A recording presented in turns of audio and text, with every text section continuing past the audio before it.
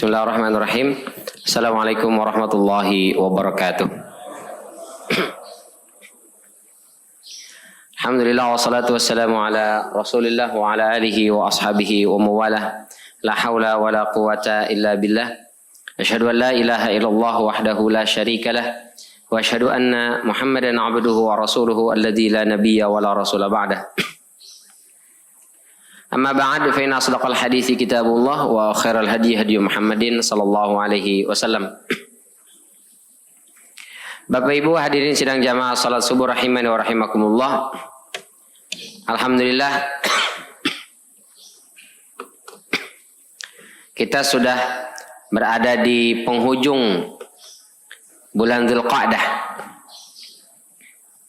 Sebentar lagi kita akan memasuki bulan Dzulhijjah, yang ini merupakan bulan-bulan haram, bulan yang dimuliakan oleh Allah Subhanahu wa taala dan dianjurkan untuk memperbanyak kebaikan-kebaikan. Apalagi bulan Dzulhijjah ini memiliki keutamaan yang begitu luar biasa, sampai-sampai Allah Subhanahu wa taala menjadikannya sebagai sumpah, wal fajri walayalin ashr, demi fajar dan demi malam yang 10. Apa yang dimaksud dengan malam yang 10 itu? Sebagian ulama nanti kita sampaikan, diantaranya Imam Qatadah dan juga salah satu riwayat Ibnu Abbas mengatakan itu adalah 10 hari pertama Dzulhijjah. Riwayat yang lain Ibnu Abbas mengatakan itu adalah 10 terakhir bulan Ramadan. Berarti 10 terakhir Ramadan dengan 10 awal Dzulhijjah itu memiliki keistimewaan dan keutamaan yang sama. Sampai Rasulullah sallallahu alaihi wasallam dalam sebuah hadis diriwayatkan oleh Abu Daud, Imam Tirmizi, Ibnu Majah, Imam Ahmad dan yang lainnya, kata Rasulullah sallallahu alaihi wasallam, "Min ayyamin al-amalus salihu fihinna ahabbu ilallah min hadhil ayyam." Tidak ada hari-hari di mana ketika amal soleh dilakukan lebih dicintai oleh Allah Subhanahu wa taala melebihi amal yang dilakukan pada hari-hari ini. Yakni ayyamal ashr, kata Ibnu Abbas, yaitu pada hari-hari yang 10. Qalu ya Rasulullah, lalu para sahabat bertanya, "Ya Rasulullah, walal jihadu fi sabilillah?" Bagaimana kalau amal itu dibandingkan dengan jihad fi sabilillah? Kata Rasul, "Walal jihadu fi sabilillah." Bahkan dibandingkan dengan jihad fi sabilillah, amal yang kita lakukan di 10 hari ini itu lebih mulia, lebih utama. Illa rajulun kharaja bi nafsihi wa malih. Kecuali seseorang berangkat ke medan jihad itu dengan membawa nyawa dan hartanya. Falam yarji' min dzalika bi syai', yang pulang cuma nama doang. Artinya, amal soleh yang kita lakukan di 10 hari ini itu setara dengan orang yang terbunuh di medan pertempuran, berjihad di jalan Allah Subhanahu wa taala. Masya Allah, luar biasa ya. Nah, ini dalam surat Al-Fajr, walayalin ashr, demi malam yang 10. Memang kalau kata Syekh Shalih Al-Utsaimin, disebut malam itu artinya bukan malamnya tok, tapi include malam dan siang. Kayak kita lah, kalau nginep di hotel itu kan biasanya ditanya, mau berapa malam Pak, Ibu? Itu maknanya kalau kita bilang saya nginep cuma 2 malam, itu malamnya tok apa plus siangnya? Plus siangnya kan? Gak mungkin pas habis subuh langsung diusir. Mohon maaf, udah selesai 1 malam. Gak mungkin. Pasti kita check-innya jam 2, check-outnya jam 12. Berarti ada siang dan malam. Tapi disebutnya one night. 1 malam. Maka kata Allah, walayalin ashr, demi malam yang 10, itu maknanya malamnya dan juga siangnya. Itu kata Syekh Shalih Al-Utsaimin dalam tafsir Al-Quran Al-Karim. Ini kata Imam Jabir dan juga Ibnu Abbas radhiyallahu anhuma, maksudnya adalah 10 hari pertama Dzulhijjah. Dalam riwayat yang lain, kata Ibnu Abbas, maksudnya 10 hari terakhir Ramadan. Dalam An-Nukat wal Uyun, Al-Mawardi, nama tafsirnya An-Nukat wal Uyun, kata Syekh Abdurrahman As-Sa'di, kalau ada 2 penafsiran, Syekh Shalih Al-Utsaimin yang mengatakan sebenarnya, kalau ada 1 ayat itu bisa memiliki lebih dari 1 makna, selama tidak kontradiktif kita pakai dua-duanya. Jadi kata Ibnu Abbas itu bisa maknanya 10 hari pertama Zulhijjah, bisa 10 hari terakhir Ramadan. Maka boleh kita gabungkan dua-duanya. Berarti keutamaan 10 pertama Zulhijjah sama dengan 10 terakhir Ramadan. Jadi kalau kemarin 10 terakhir Ramadan kita berbondong-bondong, kita beribadah memaksimalkan ketaatan di 10 terakhir, maka itu sebetulnya memiliki nilai yang sama dengan 10 pertama Zulhijjah. Jadi kalau kemarin nggak sempat mendapatkan keutamaan 10 terakhir Ramadan, ada 10 pertama Zulhijjah gitu. Cuma yang membedakan, kalau kata Syekh Abdurrahman As-Sa'di, 10 terakhir Ramadan itu lebih mulia malamnya dibandingkan siangnya. Kenapa? Karena ada Lailatul Qadar. Yang menjadikan 10 terakhir Ramadan begitu mulia karena ada Lailatul Qadar. Lailatul Qadar siang apa malam? Malam. Meskipun kata Abu Hurairah bisa juga siangnya. Tapi kan pendapat mayoritas ulama mengatakan malamnya. Maka disebut Lailatul Qadar. Malam kemuliaan. Itu karenanya kalau sudah 10 terakhir Ramadan, taraweh biasanya 1 juz. Wah, 10 terakhir Ramadan 2 juz sudah. Yang biasanya nggak qiyamul lail, udah mulai ada qiyamul lail. Ya. Ada mulai tadarusan, ada etikaf dan seterusnya. Itu dilakukan di malam hari. Siangnya yang kerja ya kerja, yang molor ya molor. Tapi malamnya kita hidupkan. Karena lebih utama malamnya dibandingkan siangnya. Sementara 10 pertama Zulhijjah, kenapa 10 pertama Zulhijjah mulia? Karena 10 pertama Zulhijjah mulia ini ada satu hari di mana umat Islam melaksanakan wukuf di Arafah. Wukuf siang apa malam? Meskipun boleh malam. Dia macet, telat segala macam, datang ke Arafah ternyata udah maghrib. Ini gimana nih? Dia sampai Arafah, orang-orang udah pada bubar, berangkat Muzdalifah. Sah nggak wukufnya? Sah. Cuman nggak afdal karena Rasul Shallallahu Alaihi Wasallam wukuf itu ba'da zawal sampai maghrib. Nah, itu afdalnya. Berarti siang hari ini wukuf di Arafah. Karena wukuf itu siang hari, maka kata Syekh As-Sa'di 10 pertama Zulhijjah itu lebih utama siangnya dibandingkan malamnya. Maka nggak ada i'tikaf, nggak perlu. Nggak ada qiyamul lail berjamaah, nggak perlu. Nah, cukup kita manfaatkan siangnya. Nah, itu berbeda antara 10 hari pertama Zulhijjah dengan 10 terakhir Ramadan. Tapi dua-duanya memiliki kemuliaan dan keutamaan yang sama. Kalau Ibnu Taimiyah mengatakan malam di 10 terakhir Ramadan lebih mulia dibandingkan malam Zulhijjah. Malamnya tuh. Sedangkan siangnya 10 pertama Zulhijjah lebih utama daripada siang hari di 10 terakhir Ramadan. Nah, itu kata Ibnu Taimiyah. Berarti siangnya lebih utama di 10 pertama Zulhijjah, sementara malamnya lebih utama di 10 terakhir Ramadan.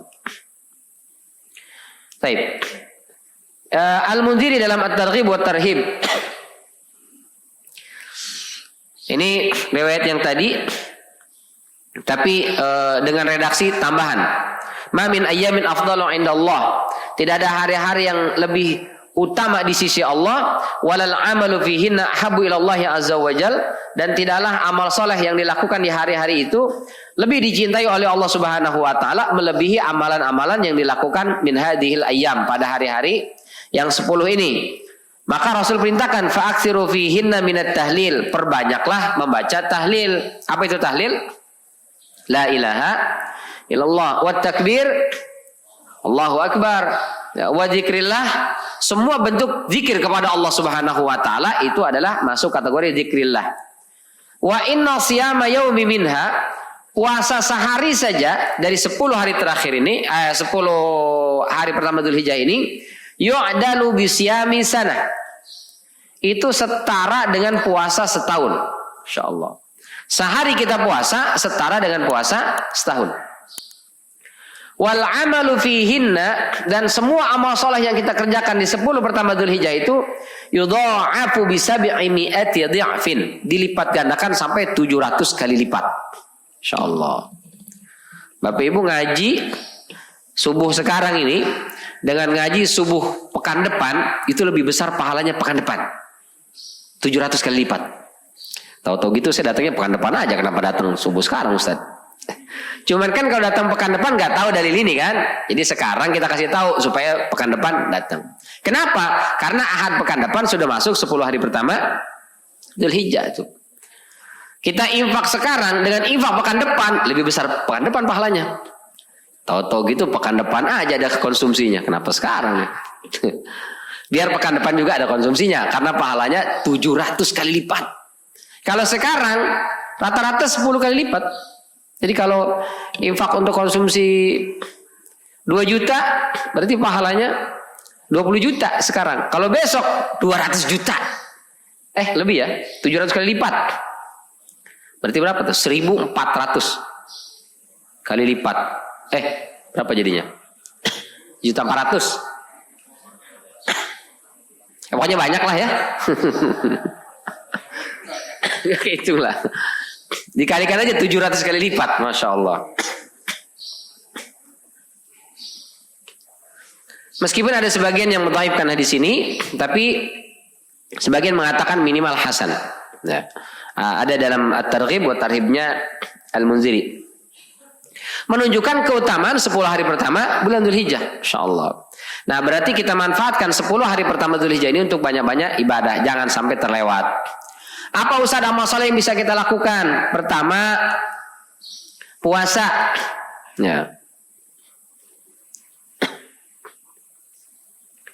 Ini riwayat Abu Daud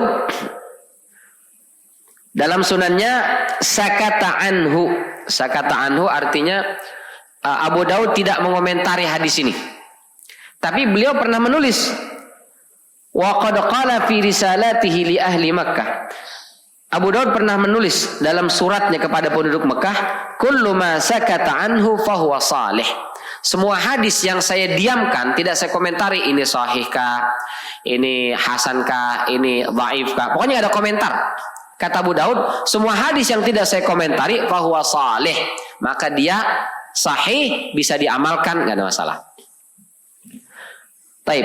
Apa katanya? An ba'di azwajin Nabi sallallahu alaihi wasallam, dari beberapa istri Rasulullah, di antaranya Bunda Aisyah, kana Rasulullah sallallahu alaihi wasallam yasumu tis'a Dzulhijjah. Bahwasanya Rasul sallallahu alaihi wasallam puasa tis'a Dzulhijjah. Tis'a ini beda dengan tasi'a. Kalau tasi'a Dzulhijjah artinya puasanya tanggal 9 tok. Tapi kalau tis'a artinya Rasul puasa 9 hari. Jadi Rasul sallallahu alaihi wasallam itu puasa 9 hari di bulan Dzulhijjah. Tanggal 1, 2, 3, 4, 5, 6, 7, 8, 9. 9 hari. Nah, itu sunnahnya. Banyak Ustaz. Kayak puasa Ramadan dikit lagi. Berat. Ya sudah, sanggupnya berapa? 3 hari bagaimana Ustaz? Boleh 3 hari. Berarti tanggal 7, 8, 9. Korting dikit lagi Ustaz. 2 hari. Tanggal 8, tanggal 9. Tarwiyah Arafah. Mana dalilnya? Ini dalilnya. Pengkhususan puasa tarwiyah memang dalilnya dhaif. Tapi kalau secara umum amal soleh semua yang dilakukan di 10 pertama Dzulhijjah itu sahih hadisnya.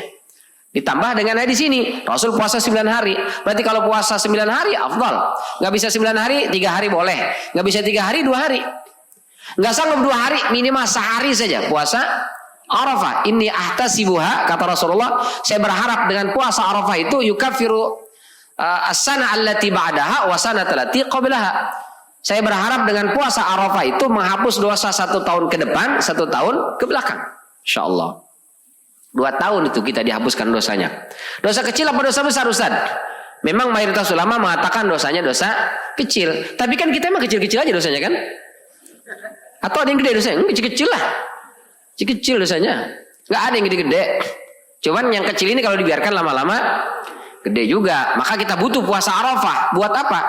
Setiap tahun tuh kita hapus lagi, hapus lagi. Jadi sebenarnya kalau kita pikir-pikir ya mudah-mudahan kita ini nggak pada punya dosa lah. Tahun kemarin kita puasa Arafah. Berarti kan dari tahun lalu sampai tahun ini udah dihapus dosanya. Tahun ini kita puasa lagi. Dapat garansi setahun ke belakang dihapus. Padahal udah dihapus sama puasa kemarin. Berarti kita punya stok 1 tahun. Satu depan gitu juga. Jadi setiap tahun kita punya stok terus. Sehingga mudah-mudahan pas meninggal udah gak ada dosa insya Allah. Ini masih banyak dosanya Ustaz. Gak puasa Arafah berarti dia. Ya. Maka minimal kita puasa sehari saja. Ustaz pengen banget puasa Arafah. Pas banget. Gak bisa Ustaz Arafah. Aduh. Gimana lagi? Ya udah kalau gitu puasa sebagian dari habis subuh sampai kelar salat Idul Adha. Nah, itu disunahkan puasa. Kalau Ramadan, Idul Fitri itu sunnahnya makan dulu kita, sarapan dulu sebelum salat Id. Sementara Idul Adha sunnahnya justru kebalikannya. Jangan makan dulu, jangan minum dulu sampai selesai salat Id. Makanya salat Idul Adha jangan panjang-panjang imamnya. Khatibnya juga jangan lama-lama. Kenapa? Udah pada mengerucuk nih perut nih. Teriak-teriak. Jadi kalau khatib masih Allah Subhanahu wa taala berfirman, amin di ujung sana. Bahwasanya Nabi Ismail alaihissalam itu adalah yang Allah pilih untuk melaksanakan perintah Allah yang begitu berat bersama dengan ayahandanya Ibrahim. Amin. Padahal masih ngomongin cerita Nabi Ismail dan Nabi Ibrahim alaihissalam, tapi sudah amin, amin. Nah, itu tandanya perut ini sudah mulai teriak-teriak. Maka jangan lama-lama. Makanya mulainya startnya juga salat Idul Fitri itu qadra 2 tombak. Sementara salat Idul Adha 1 tombak. Jadi memang startnya lebih awal salat Idul Adha. Baik. Nah, kalau nggak bisa juga puasa sebagian kebangetan lah ya. Puasa lah kita lah. Minimal hari Arafah lah. Ya, itu sunnah. Wa yauma Asyura, dan Rasul juga puasa Asyura tanggal 10 bulan Muharram. Wa salasata ayamin min kulli syahr. Dan Rasul puasa ayamul bid 3 hari setiap bulan. Awal Isnain min asy-syahr wal Khamis, dan juga Senin dan Kamis. Ini hadisnya sahih. Apalagi yang bisa kita lakukan? Yang kedua adalah takbir dan zikir, takbiran. Baik takbir mutlak ataupun muqayyad. Kalau mutlak berarti bebas kapan saja, di mana saja selama bukan di tempat-tempat yang kotor. Kalau muqayyad berarti takbir setelah salat fardu. Itu namanya takbir muqayyad yang terikat dengan salat fardu. Selesai salat fardu takbiran. Sejak kapan ini takbir dan zikir? Sejak tanggal 1 Zulhijjah sampai tanggal 13. Itu sunnahnya. Wa qala Ibnu Abbas mengatakan wadhkurullaha fi ayyamin ma'lumat. Dalam surat Al-Hajj ayat 28 itu maknanya adalah 10 hari pertama bulan Zulhijjah. Dan sebutlah nama Allah pada hari-hari yang sudah diketahui. Hari-hari yang diketahui itu kapan? Kata Ibnu Abbas itu adalah tanggal 1 sampai dengan tanggal 10 Zulhijjah. Wal ayyam al-ma'dudat di dalam surat Al-Baqarah ayat 203 itu maknanya adalah hari tasyrik. Berarti Allah perintahkan 10 hari pertama Zulhijjah banyak-banyak berzikir, nyebut nama Allah. Juga di hari tasyrik. Nah, berarti berapa hari itu? 13 maksudnya. Jadi 10 hari Zulhijjah ditambah dengan hari tasyrik 11, 12 dan 13. Jadi 13 totalnya. Wa kana Ibnu Umar wa Abu Hurairah yakhrujani ila suqi fi ayyamil ashr. Ibnu Umar dan Abu Hurairah kalau sudah masuk tanggal 1 Zulhijjah itu mereka berdua pergi ke pasar. Ngapain? Bukan belanja tangkar, bukan belanja tomat, cabai dan yang semisalnya. Tapi mereka berdua ke pasar yukabbirani untuk takbiran. Jadi masuk pasar Allahu Akbar, Allahu Akbar, Allahu Akbar. Selesai beliau berdua takbiran, yukabbirun nasu bitakbirihima. Manusia di pasar itu pedagang yang sedang menjajakan dagangannya, pembeli yang sedang membeli barang yang dia ingin beli, atau orang yang cuma datang nawar mulu nggak beli-beli, itu ikut takbiran dengan takbirnya Ibnu Umar dan juga Abu Hurairah. Insyaallah. Cuman nampaknya hadis ini, sunnah ini belum bisa kita lakukan di copy paste plek-ketiplek ya. Jangan kemudian setelah ini bapak-bapak, ibu-ibu berangkat ke mall, masuk ke pasar-pasar, di situ langsung takbiran Allahu Akbar, Allah. Wah, nanti datang security ditarik keluar. Kamu nggak tahu ini hadis sunnah Rasulullah. Kata security, emang ajaran Panji Gumilang nyampe ke sini juga deh katanya. Ya nggak tahu deh ya. Jadi takbirnya di mana? Mutlak sajalah. Mungkin kita di rumah sambil takbiran, sambil berkendara kalau sudah masuk tanggal 1 Zulhijjah sambil takbiran, nggak apa-apa. Di mobil sendiri mau teriak kencang juga nggak apa-apa. Nggak apa-apa di mobil sendiri kan. Paling di samping orang lihat itu kenapa sih bapak? Takbiran, bilang aja begitu. Jadi sunnahnya takbir dan zikir. Baik, yang berikutnya haji dan umroh. Masya Allah. Ini kalau kita diberikan kesempatan oleh Allah bisa berangkat haji dan umroh.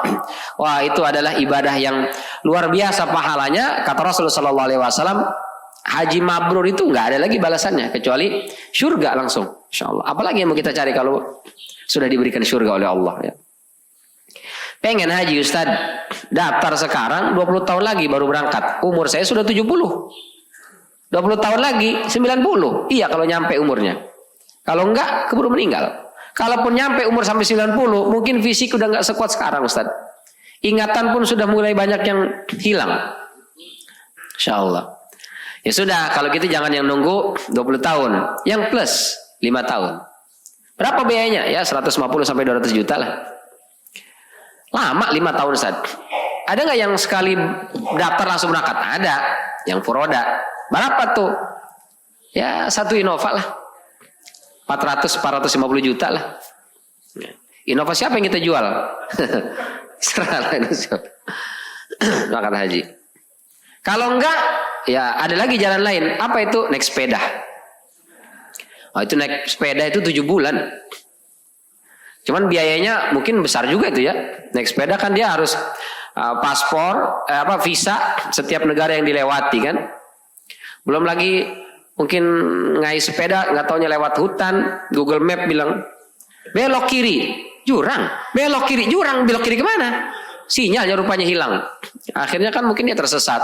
Belum lagi dia harus nginep di mana, ya harus bayar.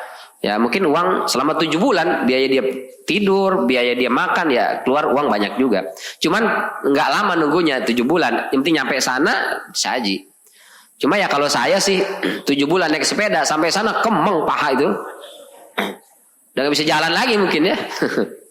Ya mungkin Bapak Ibu kalau ada yang sanggup silahkan. Atau mungkin biar lebih keren lagi naik becak. Bisa bertiga ganti-gantian. Lebih berat lagi gitu. Insyaallah ini panggilan dari Allah Subhanahu wa taala. Ketika Allah perintahkan Nabi Ibrahim alaihissalam, wa azin fin nasi bil haji ya'tuka rijalan wa ala kulli dhamirin ya'tina min kulli fajin amiq. Dalam surat Al-Hajj 27 itu seru, panggil semua manusia Ibrahim datang ke sini untuk melaksanakan ibadah haji. Ya'tuka rijalan, ada di antara mereka yang datang rijalan. Rijalan itu dari kata rojila, artinya jalan kaki. Rijlun itu kaki, berarti jalan kaki. Dekat jaraknya. Wa ala kulli dhamir, dan atau mereka datang dengan menaiki unta yang sangat kurus. Apa maksudnya? Ini bukan berarti orang tega banget unta kurus dinaikin.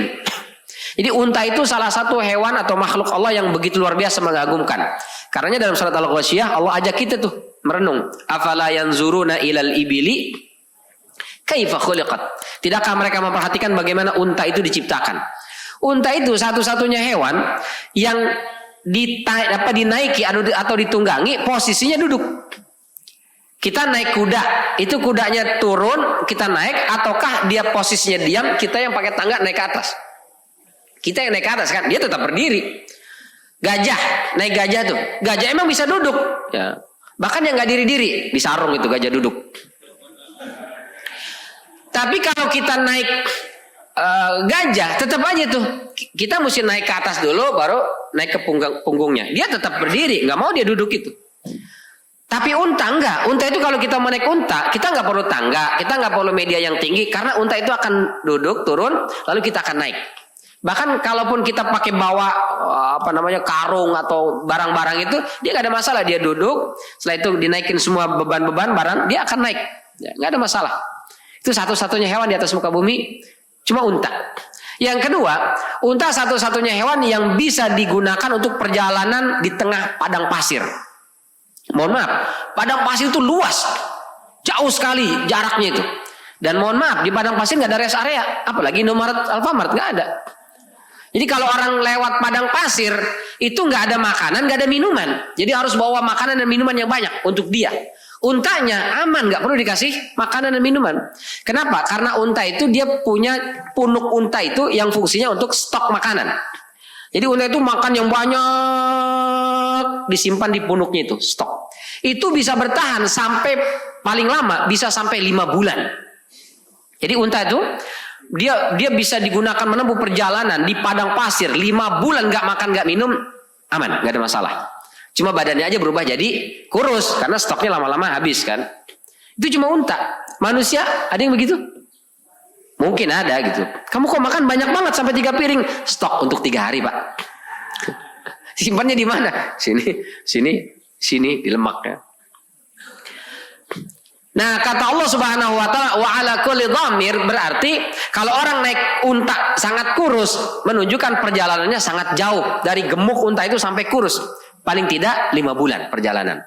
Masya Allah, luar biasa ya. Ya'tina min kulli fajin amik, mereka akan datang dengan dari berbagai macam penjuru pelosok dunia. Maka Nabi Ibrahim naik ke Jabal Abu Qubais. Begitu lihat ke bawah, yang tinggal di dekat Ka'bah adalah suku Jurhum. Jumlahnya nggak sampai 100 orang. Ya Allah, bagaimana saya panggil seluruh manusia datang ke sini kalau yang tinggal di sini hanya suku Jurhum? Kata Allah, azin wa alainal balag. Tugasmu Ibrahim, panggil mereka biar nanti kami yang bertanggung jawab menyampaikan suara panggilanmu ke setiap telinga anak manusia. Kalau kita baca di tafsir Ibnu Katsir, Imam At-Tabari, Al-Qurtubi, Nabi Ibrahim dengan suara lantang mengatakan, ya ayuhan nas, wahai seluruh manusia, qad faradallahu lakumul hajj, Allah telah mewajibkan kalian ibadah haji, fa'ajibu, penuhi panggilan itu. Itu gunung-gunung merunduk, angin membawa suara Nabi Ibrahim alaihissalam ke seluruh penjuru pelosok yang ada di atas muka bumi. Maka manusia dimanapun berada di zaman itu, telinganya langsung mendengar panggilan Nabi Ibrahim. Lalu oleh malaikat diteruskan suara itu sampai ke alam rahim. Ibu-ibu yang sedang hamil itu bayi di alam rahim dengar panggilan Nabi Ibrahim. Lalu dilanjutkan lagi ke alam arwah. Roh manusia kan sudah ada tuh. Roh kita nih meskipun fisiknya belum ada, rohnya sudah ada. Maka roh kita itu mendengar panggilan Nabi Ibrahim ketika Nabi Ibrahim berkumandang di zaman itu. Maka setiap orang datang ke tanah suci, kalimat yang keluar dari lisannya adalah labbaik Allahumma labbaik. Ya Allah, aku datang memenuhi panggilanmu. Panggilan yang mana? Panggilan yang dulu ribuan tahun lalu dikumandangkan oleh Nabi Ibrahim alaihissalam. Jadi berangkat haji dan umroh kalau ada uang dan kesempatan. Yang berikutnya apa amalan sunnahnya? Ya pokoknya sholat, sedekah, baca Quran, taubat, amar ma'ruf nahi munkar, semuanya itu bisa kita lakukan. Bahkan sholat. Ustaz, saya pengen ke tanah suci Ustaz, tapi boro-boro ke tanah suci, mau ke tanah abang aja pusing kepala saya mikirin duitnya dari mana. Ya sudah, kalau begitu datang sholat berjamaah ke masjid. Karena barang siapa yang sholat berjamaah ke masjid untuk sholat fardu itu fahiyya kahajjatin, kata Rasulullah. Itu pahalanya sama seperti haji. Bapak Ibu datang ke sini sholat subuh, zuhur, asar, maghrib, isya, itu pahalanya sama seperti haji. Ya. Kenapa? Karena ke tanah suci panggilan Allah, ke masjid pun panggilan Allah. Ka'bah rumah Allah, Masjid Al-Ikhwan juga rumah Allah, pahalanya sama. Atau kajian ta'lim seperti ini, man ghada ila masjidin, barang siapa yang berangkat menuju masjid, la yuridu biha illa an yata'allama khairan aw yu'allimahu. Dia datang ke masjid tidak lain dan tidak bukan kecuali untuk belajar ilmu atau mengajarkan ilmu. Maka kata Rasulullah, kutiba lahu ajru hajjin tamman hajjatuhu. Maka dia dibalas dengan pahala haji, sempurna pahala hajinya. Masya Allah. Jadi dapatlah ya. Kalau gitu gak usah berangkat ke tanah suci aja Ustaz, kita ngaji aja. Ya beda, tetap pahala hajinya sama, tapi mereka yang datang ke tanah suci ada keutamaan tawaf, jalan mengelilingi Ka'bah, ada sa'i, ada wukuf di Arafah, ada mabit di Muzdalifah, ada lempar jumrah di Mina. Itu semua tentu memiliki keistimewaan dan keutamaan yang tidak bisa kita dapatkan kalau kita tidak ke sana. Nah, yang terakhir adalah berkurban. Ya. Ini amal soleh yang bisa kita lakukan di 10 pertama bulan Dzulhijjah. Taib. Secara bahasa, kurban itu sebetulnya berbeda dengan yang kita lakukan setiap hari. Setiap hari. Setiap tahun. Ya. Kalau kurban itu dia lebih umum. Dia bisa harta, bisa hasil bumi, bisa hewan ternak, bisa tenaga, bisa pikiran, bisa waktu. Oh, pelit banget, gak mau kurban, waktu. Gak mau kurban, tenaga. Nah, kurban itu lebih umum dia. Bisa waktu, tenaga, benda, bisa hewan, bisa hasil panen, hasil tani, dan seterusnya. Putra Nabi Adam alaihissalam, Qabil dan Habil, ya, nah, itu kan disyariatkan oleh Allah Subhanahu wa taala menikah. Manusia di zaman itu cuma Nabi Adam, Ibunda Siti Hawa, Qabil dengan kembarannya, ada yang mengatakan namanya Ikrimah, apalah Buddha itu ya. Terus Habil dengan kembarannya Berenam aja mereka. Manusia di atas muka bumi cuma 6. Sementara manusia itu harus beranak pinak, maka harus menikah. Sementara di dunia hanya mereka berenam, nggak ada besan. Mau ngebesan kemana? Maka akhirnya syariatnya adalah menikah sesama saudara itu. Cuman bentuknya silang. Jadi Qabil menikahi kembaran Habil, Habil menikahi kembarannya Qabil. Qadarullah diceritakan kalau dalam Israiliyat itu ya, kembaran Qabil lebih cantik daripada kembarannya Habil. Dan laki-laki dari dulu memang konsisten. Mereka mencari pasangan maunya yang cantik. Ya, beda dengan perempuan. Perempuan nggak konsisten. Ketika perempuan itu masih anak-anak ABG lah ya, dia kalau mencari calon dicari yang dewasa. Ketika perempuan itu sudah mulai dewasa, dicari yang mapan. Ketika perempuan itu mapan, dia nggak cari yang mapan, dia cari yang bertanggung jawab. Tuh. Jadi nggak konsisten. Pertama cari yang dewasa, yang kedua cari yang mapan, setelah itu cari yang tanggung jawab. Beda. Kalau kita laki-laki, ketika masih muda cari yang cantik. Ketika kita sudah dewasa cari yang cantik. Sampai udah aki-aki pun carinya yang cantik. Konsisten. Mohon maaf Ibu, kami sangat konsisten, istiqomah.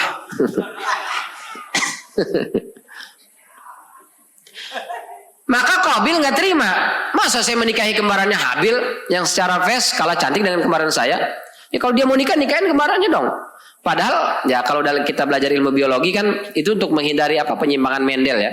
Jadi kalau kenapa incest istilahnya, saudara kandung tidak boleh menikah itu karena khawatir gennya itu, kromosomnya akan terjadi kerusakan sehingga menyebabkan cacat pada anaknya. Maka kawinnya kawin silang. Gitu.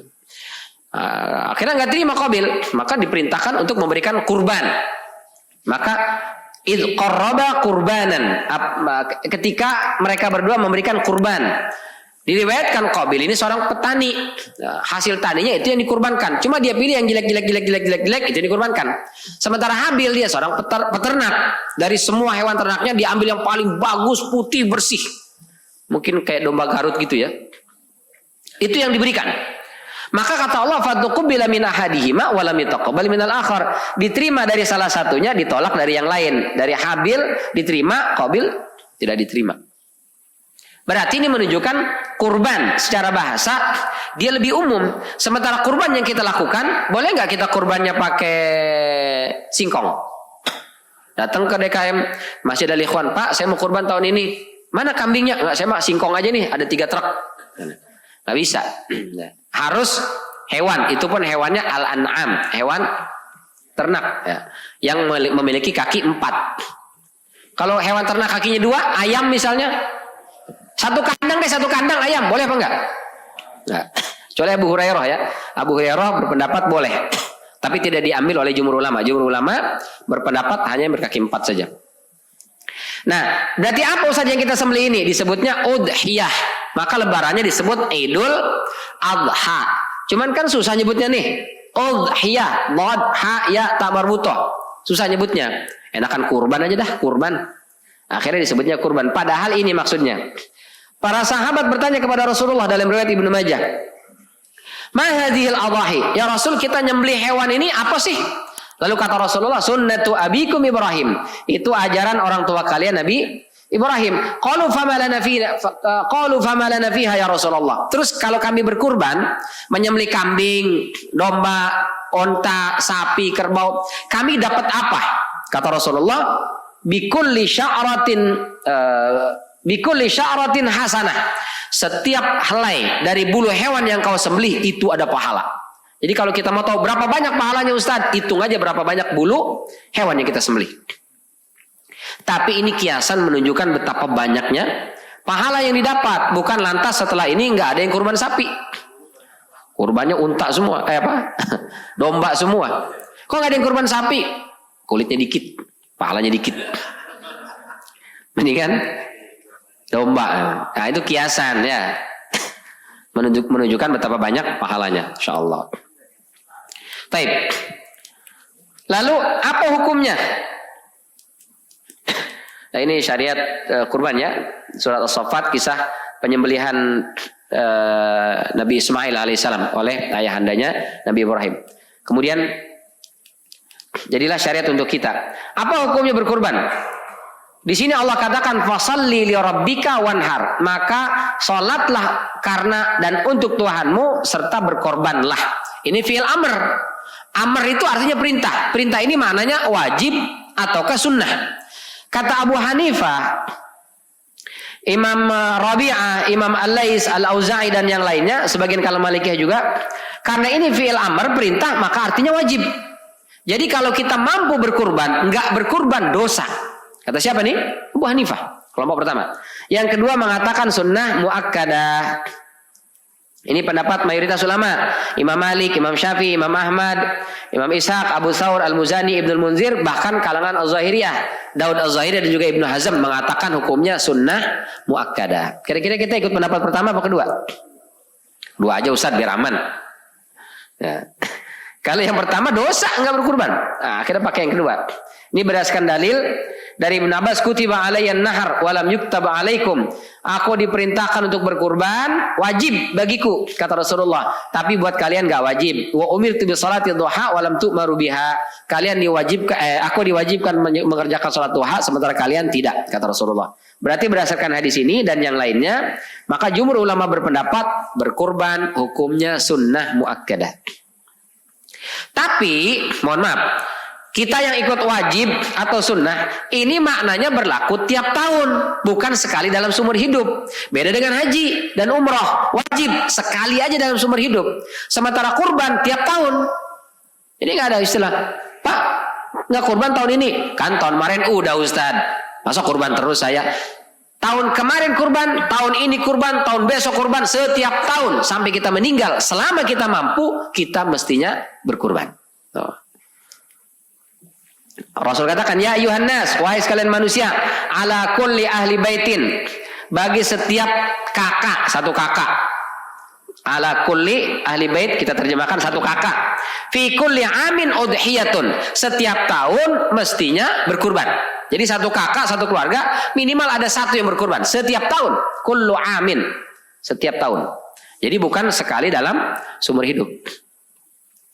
Baik, kita mau lihat mampunya itu apa ukurannya Ustaz? Menurut Abu Hanifah, mampu itu kalau orang itu memiliki harta senilai 200 dirham. Dia punya uang di musim haji ini 200 dirham. 200 dirham itu kalau kita ambil kurs yang paling rendah lah ya, taruhlah 6.500.000-an. Berarti kalau kita punya uang minimal 6.500.000, itu sudah masuk kategori mampu. Kalau menurut Abu Hanifah sudah wajib berkurban. Insyaallah. Yang kedua pendapat Imam Malik. Kata Imam Malik, memiliki kelebihan harta tidak harus 200 dirham.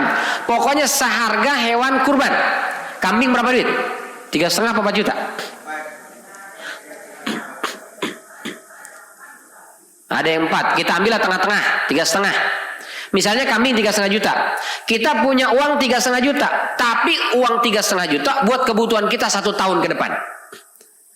Ustaz, ini kalau saya beliin kambing, nanti bagaimana makan saya, minum saya? Ini uang untuk 1 tahun ke depan. Berarti saya nggak mampu kan? Kata Imam Malik, bapak ibu termasuk kategori mampu karena punya uang. Seharga hewan kurban. Nanti bagaimana makan saya kalau saya kurban Ustaz? Allah yang ganti. Beneran Ustaz? Bener. Ustaz tanggung jawab ya. Itu nggak boleh kalau begitu.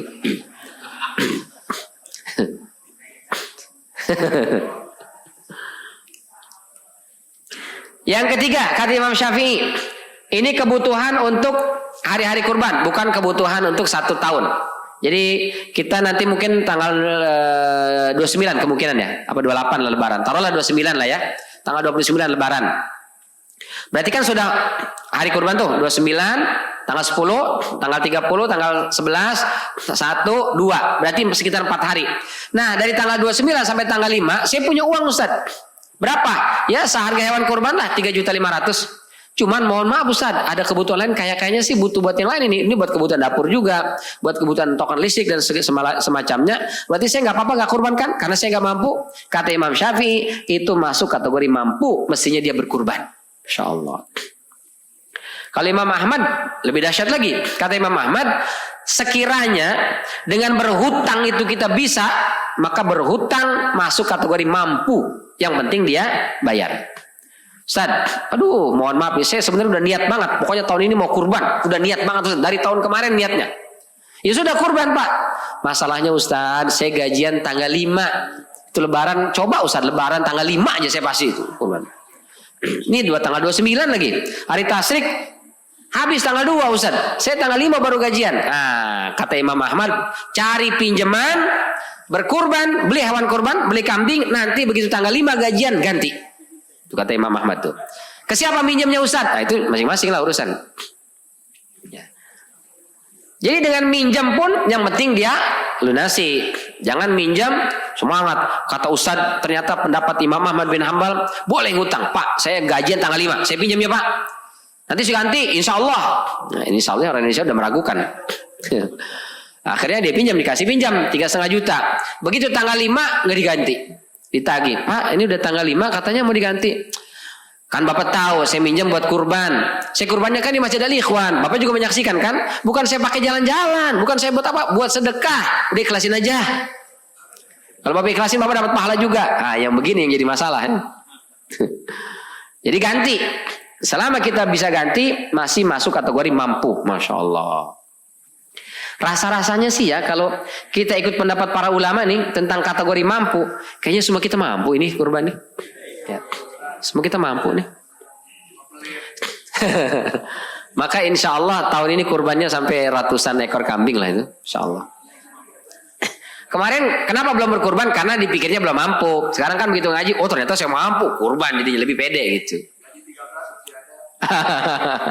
Apalagi gaji 13. Tapi kita Masya Allah dapat pelajaran ya. Ini bocah nih, 7 bocah.